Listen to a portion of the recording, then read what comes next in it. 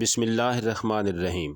معروف شاعر و مصنف تفاخر محمود گوندل کی کتاب جلوہ جمال کی تقریب پذیرائی قاسم علی شاہ فاؤنڈیشن لاہور میں منعقد ہوئی۔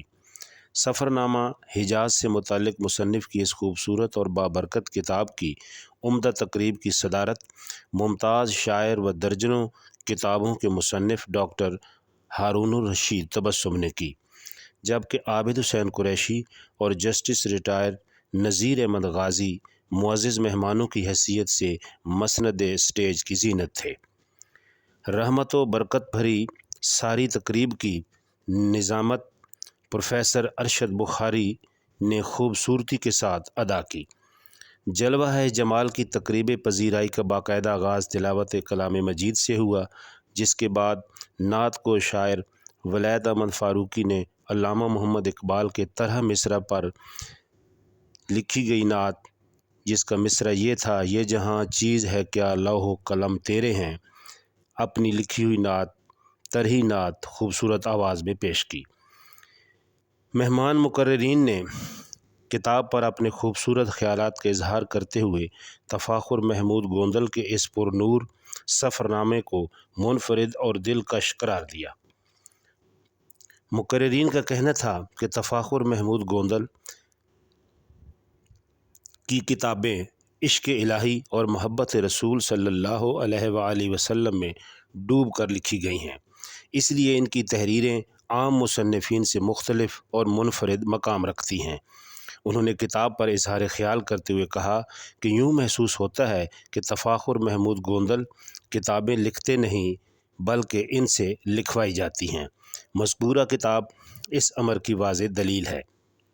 مقررین کا کہنا تھا کہ عام طور پر سفرنامہ نگار اپنی کمزوری بیان کرنے سے کتراتے ہیں، لیکن تفاخر محمود گوندل کی سچائی اور حق بیانی ان کی تحریروں اور قلم کے ذریعے مصنف کی بشری کمزوریوں اور خامیوں کو بھی سامنے لے آئی ہیں۔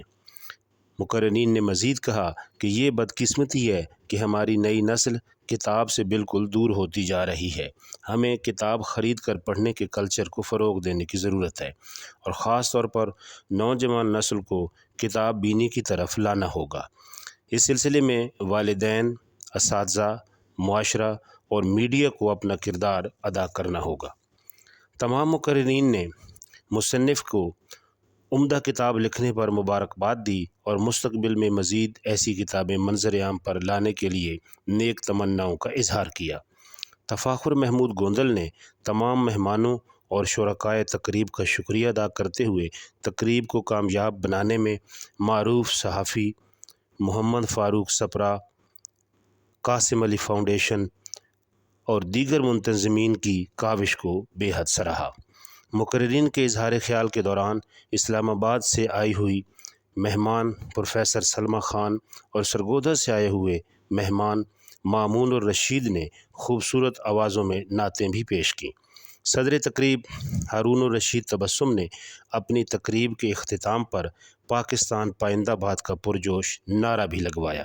مہمانوں کے علاوہ تقریب میں حسن عباسی، ڈاکٹر فضیلت بانو، ڈاکٹر مصطفیٰ کمال، بیا جی، خالد متین، مسز فاروق سپرا، عبد المجید چٹھا، خالد مفتی، محمد اعجاز ایڈوکیٹ سمیت زندگی کے مختلف شعبوں سے تعلق رکھنے والی نمایاں شخصیات نے شرکت کی۔